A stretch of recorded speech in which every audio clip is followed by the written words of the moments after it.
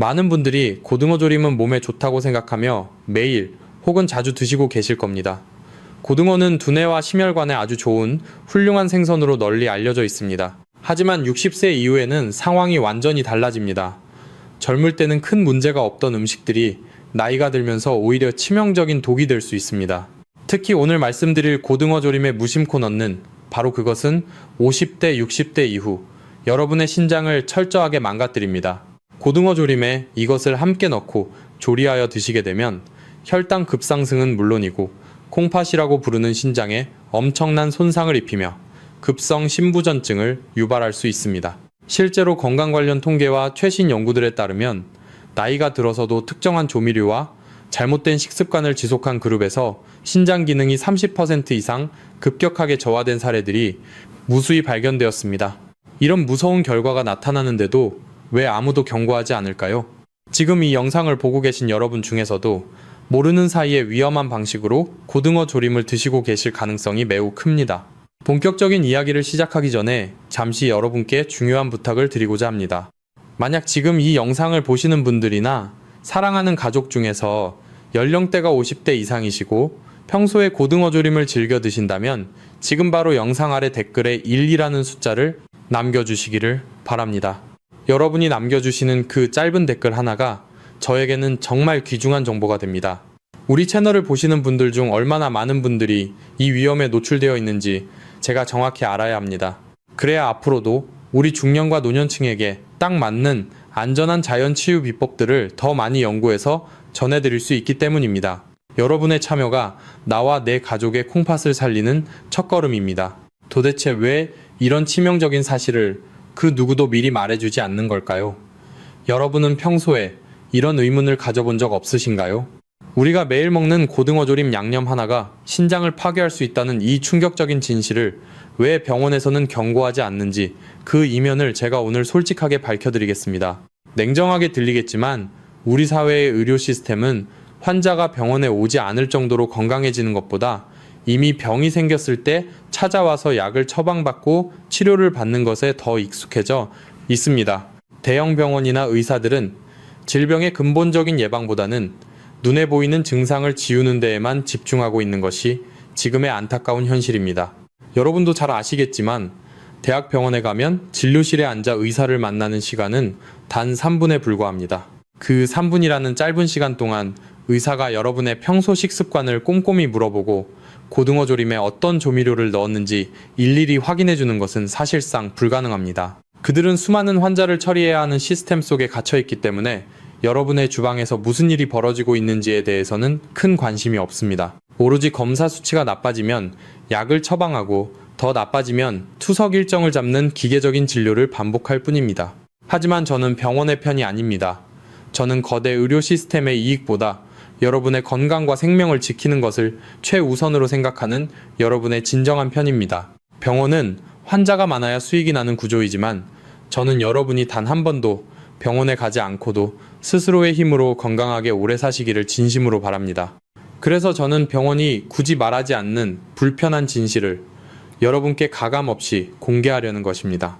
우리가 흔히 사용하는 식재료들 속에 숨겨진 독성을 미리 알고 피하는 것만으로도 수천만 원의 병원비를 아끼고 평생 투석이라는 끔찍한 운명에서 벗어날 수 있습니다.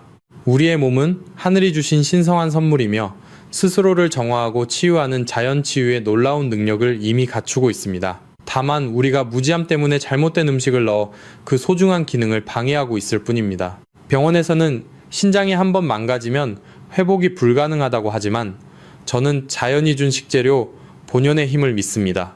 잘못된 인공 조미료를 걷어내고 자연의 섭리에 맞는 음식을 섭취한다면 우리 몸은 다시 살아날 수 있는 기회를 얻게 됩니다.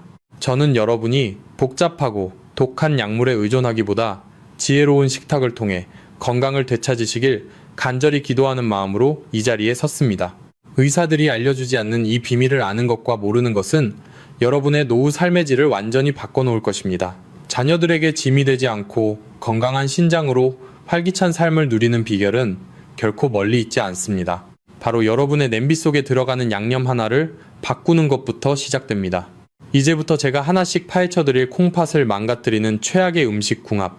세 가지는 단순한 정보가 아니라 여러분의 소중한 생명을 구하는 구원의 메시지가 될 것입니다. 저와 함께 이 진실의 문을 열고 들어가서 병원이 숨겨온 위험한 식탁의 비밀을 낱낱이 확인해 보시기 바랍니다. 이제 여러분의 몸 안에서 벌어지고 있는 아주 무섭고 조용한 이야기를 시작해 보겠습니다. 왜 콩팥을 침묵의 살인자라고 부르는지 그 이유를 정확히 알고 계신가요? 우리 몸의 장기 중에서 통증을 가장 늦게 느끼는 곳이 바로 신장입니다. 간도 흔히 침묵의 장기라고 부르지만 신장은 그보다 훨씬 더 지독하고 치밀합니다. 콩팥 내부에는 통증을 감지하고 뇌에 전달하는 통각신경이 거의 분포되어 있지 않습니다. 그래서 신장이 비명을 지르고 싶어도 여러분에게 아프다는 신호를 보낼 방법이 아예 없습니다. 신장 기능의 70%, 아니 80%가 망가져서 제 기능을 완전히 상실할 때까지도 여러분은 평소와 다름없이 일상생활을 하실 겁니다. 어쩌면 지금 이 순간에도 고등어 조림에 무심코 넣은 잘못된 양념들이 여러분의 콩팥 필터를 조금씩 갉아먹고 있을지 모릅니다. 하지만 여러분은 전혀 눈치채지 못합니다. 이것이 바로 우리가 오늘 이 시간을 통해 불편한 진실을 마주해야 하는 가장 큰 이유입니다. 신장은 우리 몸의 거대한 정수시설이자 생명의 필터입니다. 하루에 무려 200리터에 달하는 혈액을 쉼없이 걸러내고 우리 몸의 수분과 전해질 균형을 맞추며 혈압을 조절하는 아주 막중한 임무를 수행합니다. 하지만 이 정수시설의 미세한 필터망에 한번 구멍이 나기 시작하면 그때부터는 돌이킬 수 없는 재앙이 시작됩니다. 여러분은 평소에 소변을 보시고 나서 변기 안을 유심히 관찰해 보신 적이 있으신가요? 어느 날부터인가 변기물에 거품이 유독 많이 생기고 물을 내려도 그 거품이 끈적하게 남아서 잘 사라지지 않는다면 그것은 신장이 여러분에게 보내는 마지막 눈물 섞인 경고입니다. 원래 우리 몸에 꼭 필요한 단백질은 신장 필터를 통과하지 못하고 다시 몸속으로 흡수되어 혈관을 타고 돌아야 합니다. 그런데 필터가 망가지면 이 귀한 단백질이 소변으로 숭숭 빠져나가게 됩니다. 이것이 바로 우리가 흔히 말하는 단백뇨입니다.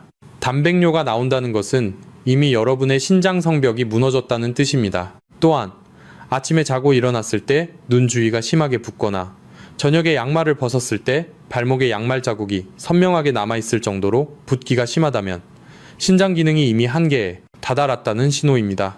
몸속의 수분과 노폐물을 제때 배출하지 못해 몸이 퉁퉁 붓게 되는 것이지요. 많은 분들이 그저 어제 좀 늦게 잤거나 피곤해서 그렇겠지 하며 대수롭지 않게 넘기곤 합니다. 하지만 이것은 신장이 서서히 죽어가고 있다는 아주 위험한 조짐입니다. 노년의 건강은 이런 작은 신호들을 얼마나 빨리 알아차리느냐에 달려 있습니다. 여기서 잠시 여러분께 진지하게 여쭤보고 싶습니다. 혹시 지금 영상을 보고 계신 분들 중에서 아침에 일어날 때 얼굴이나 발이 유독 붓거나 소변의 거품이 예전보다 눈에 띄게 많아진 것을 경험하신 적이 있으신가요? 만약 그런 증상을 단 한 번이라도 느끼셨거나 평소 신장 건강이 걱정되신다면 지금 바로 댓글창에 네 라고 짧게 남겨주시기를 바랍니다. 여러분의 이 대답은 단순히 정보를 공유하는 것을 넘어 비슷한 증상을 겪으면서도 설마 아닐 거야 하며 방치하고 있는 다른 시청자분들에게 병원을 방문하고 식단을 점검해야 한다는 아주 큰 경고이자 용기가 될 수 있습니다. 우리 서로의 경험을 정직하게 나누며 소중한 생명을 지키는 단단한 방패가 되어야 합니다. 콩팥이 망가지면 우리 몸에는 요독이라는 무서운 독소가 쌓이기 시작합니다. 이 독소는 온몸을 돌며 심장을 공격하고 뇌세포를 파괴하며 여러분의 유연하던 혈관을 딱딱한 파이프처럼 만듭니다. 고등어 조림을 맛있게 드시는 그 행복한 순간에도 여러분의 신장 속 미세한 혈관들은 과도한 나트륨과 인공 조미료의 공격 때문에 터져나가고 있을지 모릅니다. 신장은 한번 죽으면 절대로 다시 살아나지 않는 장기입니다. 현대의학이 아무리 눈부시게 발전했다고 해도 인공적으로 만든 기계적인 투석 장치가 조물주가 만든 신비로운 자연의 콩팥을 완벽하게 대신할 수는 없습니다. 투석을 시작하게 되면 일주일에 3번씩 매번 4시간 동안 병원 침대에 묶여 온몸의 피를 기계로 돌려야 합니다. 그것이 얼마나 고통스럽고 남은 여생의 삶의 질을 떨어뜨리는지 상상조차 하기 힘드실 겁니다. 사랑하는 자녀들에게 짐이 되고 싶지 않다는 마음은 우리 모두가 같을 것입니다. 저는 여러분이 그런 비참하고 외로운 상황에 처하지 않기를 진심으로 기도하는 마음으로 이 정보를 전합니다. 병원에서는 이미 신장이 다 망가진 후에야 투석실로 여러분을 안내하겠지만 저는 여러분이 지금 당장 주방에 있는 양념통부터 점검하시길 강력하게 권합니다. 신장이 조용하다고 해서 결코 건강한 것이 아닙니다. 침묵 뒤에 숨어 있는 이 무서운 살인자의 그림자를 우리는 오늘 반드시 걷어내야만 합니다. 우리의 무지함이 사랑하는 이 몸을 파괴하지 않도록 지혜를 모아야 할 때입니다. 앞으로 이어질 내용에서 고등어 조림에 절대 넣어서는 안 될 3가지 치명적인 독소의 정체를 하나씩 밝혀드리겠습니다. 이 정보는 여러분의 노후를 차가운 병원 침대가 아닌 따뜻한 사랑방에서 보내게 해줄 유일한 생명줄이 될 것입니다. 부디 집중을 놓지 마시고 제 이야기를 끝까지 들어주시길 바랍니다. 드디어 여러분의 주방 속에 숨어있는 첫 번째 침묵의 살인자를 공개할 시간이 되었습니다. 고등어 조림을 만드실 때 여러분은 무엇으로 그 맛깔스러운 단맛과 윤기를 내시나요? 많은 분들이 설탕보다 몸에 좋겠지라고 생각하며 액상과당이나 올리고당 그리고 요리당을 듬뿍 넣으실 겁니다. 아니면 마트에서 흔히 파는 저렴한 물간장이나 인공조미료가 가득 들어간 소스를 사용하실지도 모르겠습니다. 하지만 바로 이 액상과당과 인공 첨가물이 가득한 양념이 고등어의 단백질과 만나 뜨겁게 가열되는 순간 여러분의 신장을 파괴하는 시한폭탄으로 변하게 됩니다. 전문가들은 이것을 당독소라고 부릅니다.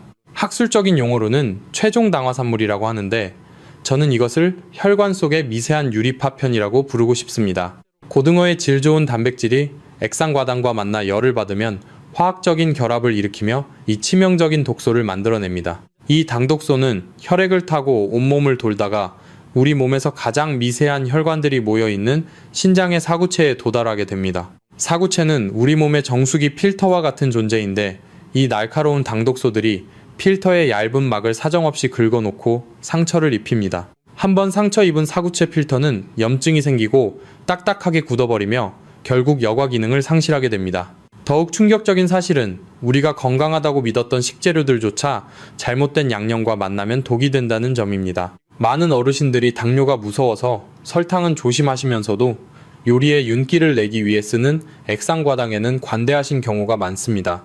액상과당은 옥수수 전분에서 추출한 과당으로 설탕보다 흡수 속도가 훨씬 빠르고 간과 신장에 직접적인 타격을 줍니다. 특히 고등어처럼 단백질이 풍부한 생선을 조릴 때 이 액상과당이 열과 만나면 당독소 생성 속도가 수십 배로 빨라집니다. 여러분은 건강을 위해 생선을 드신다고 생각하시겠지만 실제로는 신장을 파괴하는 유리파편을 매일 숟가락으로 떠먹고 계셨던 셈입니다. 병원에서는 왜 이런 구체적인 화학 반응에 대해 경고하지 않을까요?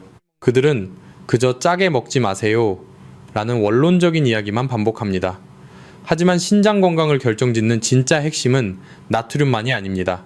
나트륨보다 더 무서운 것이 바로 단백질과 결합한 변성된 당분, 즉 당독소입니다. 식품회사들은 대량 생산을 위해 값싼 액상과당과 각종 인공향료를 넣은 양념장을 만듭니다.